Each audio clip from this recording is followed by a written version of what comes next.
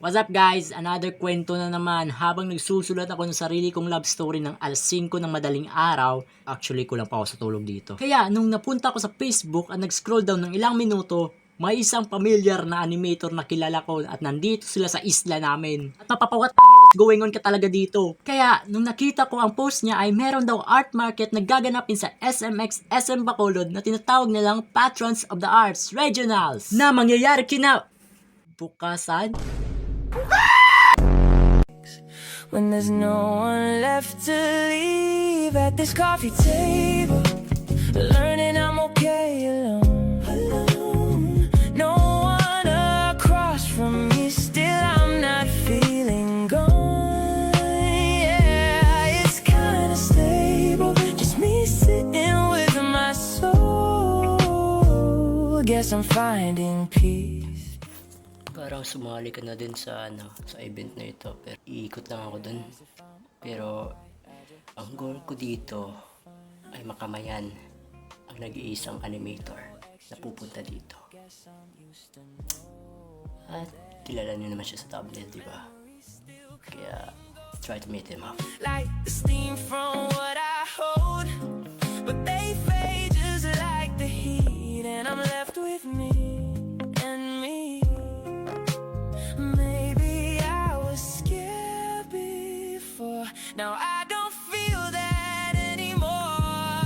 At this coffee table, learning I'm okay alone. No one across from me, still I'm not feeling gone. Yeah, it's kinda stable, just me sitting with my soul. Guess I'm finding peace in letting go. Don't need somebody to fill up every space. Okay, so nandito na nga ako. Siguro umabot ako ng kalating oras sa paglalakbay. Pero worth it naman. Easy when love comes back around, I won't run away. But for now, I'm good this way.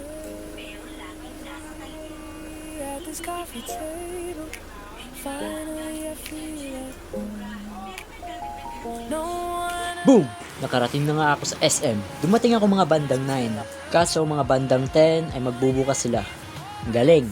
Ang galing ko! Masyadong excited eh. Dito nag-elevator ako. At di ko inasahan na dumaan pala ako sa shortcut. Ang galing! Letting go. Just me and this coffee. Dito, kinausap kong organizer. Akala ko pwede lang pumasok. Kaso di pa opening. Ay. Anong ginagawa ko dito? Masyado pang maaga. Akala mo talaga kasali sa exhibit eh. Kaya lumabas na lang ako at maghintay na lang magbukas ang SM sa labas. Alam nyo, bihira lang ako makapaglakbay ng isa. Tapos ito pa yung first time ko na makapunta sa ilang metrong layo. Hindi kasi ako taga Bacolod, pero isang sakay mo lang ng bus ay diretso na dito. Pero yung pagmumukha na yan, halatang kinikilig na.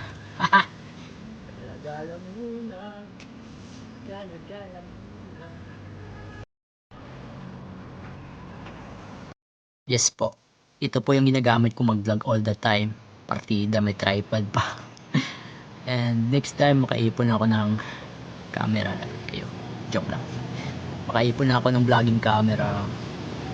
Why not? Vlog tayo ulit.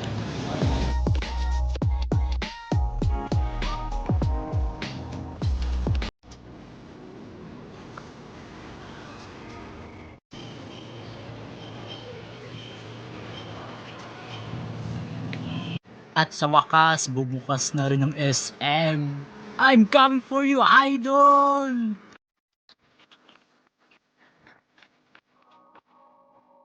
Dito, di ko alam kung sino sinusundan ko. Everyday naman, nagmumukha akong tanga. Akala ko nung una, baka ito na yun. Hindi pala. Sorry. Pagkain pala to. Halatang nagugutom na ako eh. At yes, nahanap ko na. Sabi ko dito dahil wala akong mic. Ayun oh. Sheesh! Okay, so hindi muna ako dumiretso. may hanapin pa ako dito sa SM. Kaya nga lang, wala akong may mahanap. Eh di bumalik na lang ako. Ang galing. And this is my first moment na kita ko siya, tol. Nandun siya, tol. Nandun siya, tol. Kita mo yan, tol? Ang wiga! Eto na, sinubukan kong pumasok. Naghalo-halo lahat ng nararamdaman ko. Bakit parang nahulog ako sa taong to? Badingata! Pagpasok ko sa loob, putya, men. Ang pangit ko mag-vlog. Oh my gosh, tol. Ito agad yung kinuhaan ko ng camera. Sobrang astig! Di ko inasahan na makikita ko to sa personal. Sobrang ganda. As in. At di lang yun, sa iba pang mga artist, men, ang gaganda ng mga gawa nila. Parang bilhin ko ata to lahat. Joke lang. At di ko inasahan na makikita ko ulit ang taong to. Yo, Cleon! Cleon! Yo, what's up? What's up, Cleon? Shut up. Ay, maliit lang talagang mundo. Yan, si Shinida, kaklasiko. Nakasama ko sa Sine ni Grade si workshop na vlog. Panoorin nyo na lang. Gulat siya eh.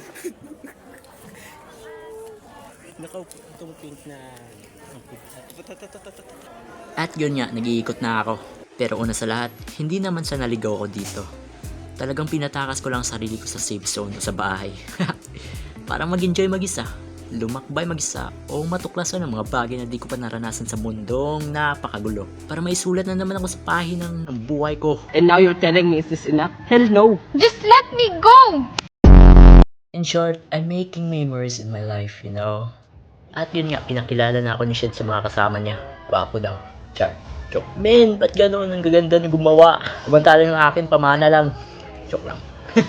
Humble lang ako guys for today's video. Kahit ang corny naman ang animation ko.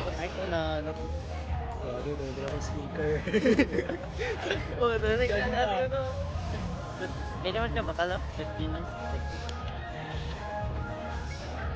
Gimana bro? Oo, tinanggawa na ako nung bro. Naari ako ng mga friends na nag-ubra na.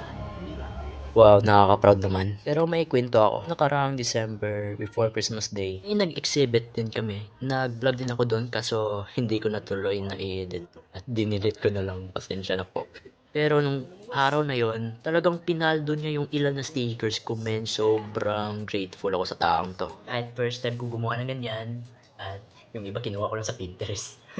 Pero at least na-appreciate ng iba. Kaya sobrang thankful ako sa mga bumili ng stickers ko. Pero alam nyo, kanina pa ako naliligaw dito. Di ko na alam ang gagawin ko. Nahihirapan ako lumapit sa kanya. Siyempre, sa ibang artist muna tayo lalapit dito. Sobrang gaganda yung gawa nila dito eh. Mamaya na tayo mapunta kay Kuis Jen at kay Ate Ellie, okay? Kalma. Kailangan ko palakasan ng loob ko. At pasensyaan nyo na po kung bakit ako ganito mag-vlog. Kasi ang pangit talaga ng camera ko, man. Nanginginig pa yung kamay ko kung ano-ano yung ginagawa ko dito. Pero ang cute ng animation dito. Sheesh! Dito sinamahan ko si Shen bumili ng mga ganitong dinosaurs, man. Kasi mahilig talaga sila ni BJ yung kaklase ko sa mga ganito. At ito naman yung Saja Boys, Squid Game, at saka Pokemon mula sa ibang mga artists. Ang gagaling. Sheesh! 9/10. Kaya Shen, bilhin mo na lahat. Kaya ayun, inumpisan niya na bumili ng stickers. Bilhin mo na rin yung akin nasa bahay. Kunin mo na lang. Men, sobrang ganda ng mga art style dito, men. Shoutout kay Kuya dyan, ang tindero. Kaya binili ko lahat to. Joke. Ayun o, kinuha niya na yung Shin. Kaya binili na ni Shin. Yung Shin. Ito na. Dinakasan ng loob ko. Ayokong sayangin ng araw na to. Pero in fairness dami palang fans dyan dito sa Bacolod. Isa na ako dun. Pero ang hindi nila alam na meron pang Pinoy animator na YouTuber dito sa Negros Occidental. Ewan ko kung sino yun. Yes, yung ganda! Ang cute ni Ate Ellie dito. Sige na, lapitan natin si Kuis Jen. May tatanong ako sa kanya. Kaya po ba si J.O. Mission? Oh, yun ang klaseng tanong yan. Kaya po ba si J.O. Mission? Ang kulit. What's up, Ate Ellie?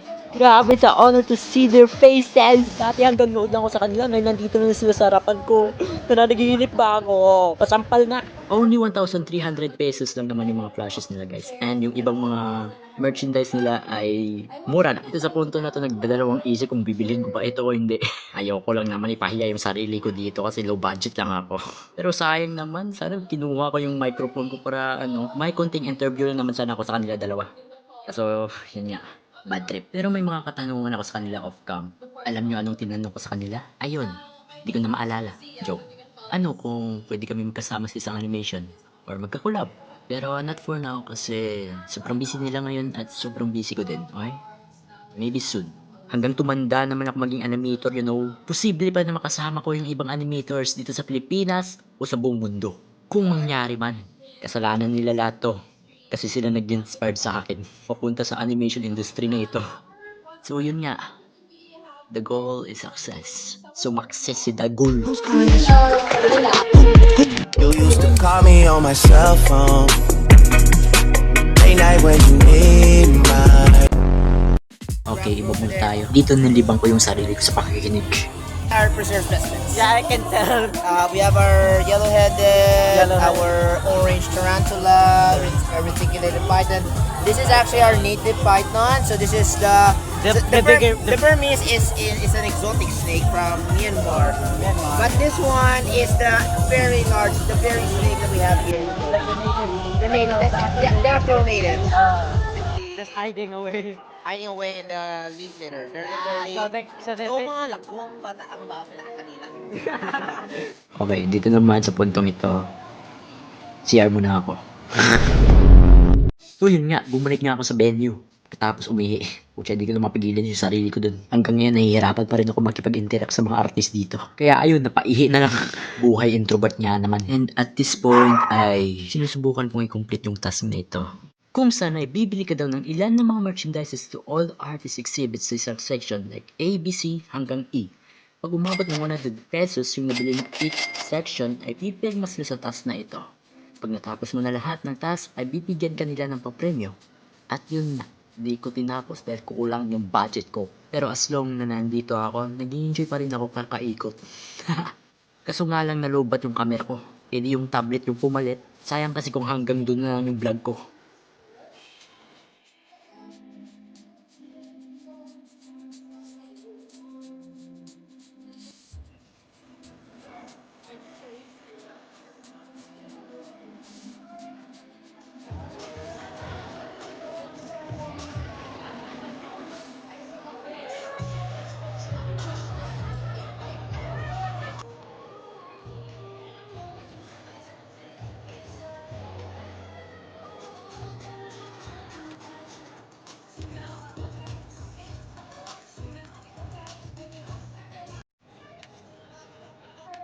Stage, para makinig ko sa color palette na song.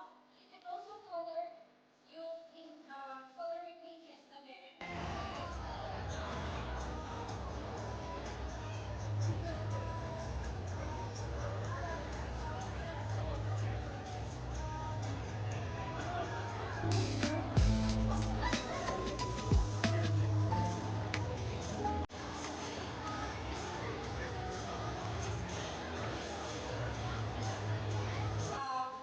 Will be coming from our friends from Talarak Foundation.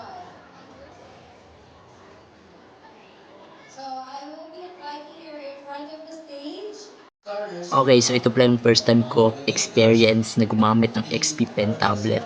And sobrang comfortable kapag nag-drawing. Ito talaga yung pangarap mo makuha. Kaso nga lang sobrang mahal. At kailangan pa mag-ipon kung pipilitin. At yun nga, na-experience ko na ng maaga. And by that day na makabili ako ng ganito, why natin improve natin yung sarili, di ba? Yung pagiging animator, you know.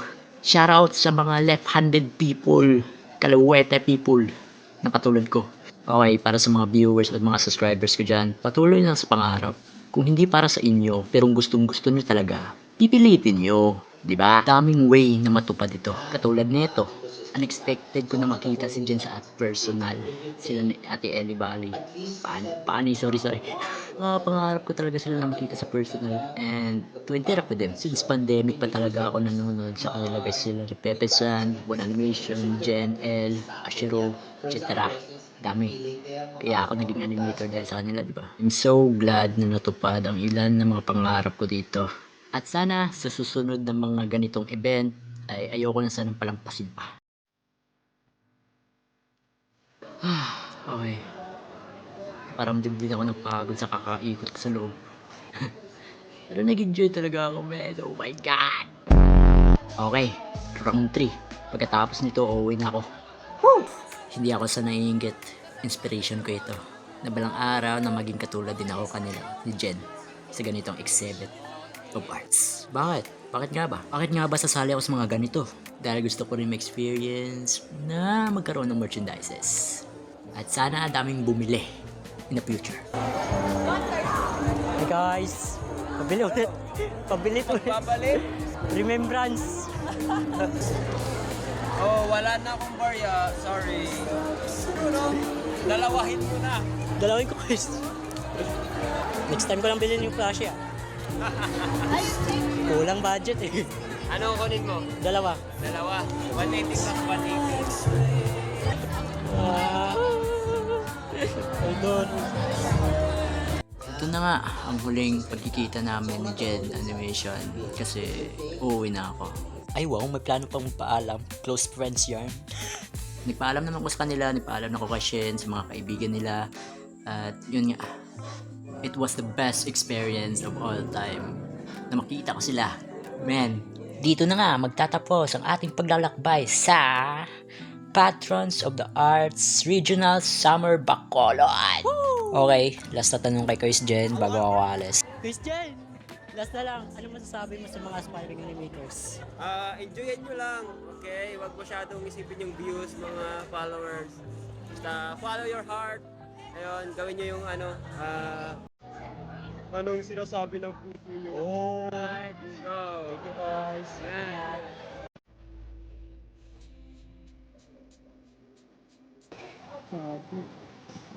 O sige, voice over ko na lang yung sinasabi ko dito dahil hindi rinig masyado ng microphone. Sabi ko, Skabadu Papa! Joke. Yun nga no, dito na magtatapos ang ating vlog for today. Sana nag-enjoy kayo. Mag-iwan lang kayo ng like, share, subscribe, and click the notification bell para laging ay kayong updated sa more vlogs ni Clay yun na to, ng kupal na yan. At bakit parang kamukha ko si Bentolpo dito?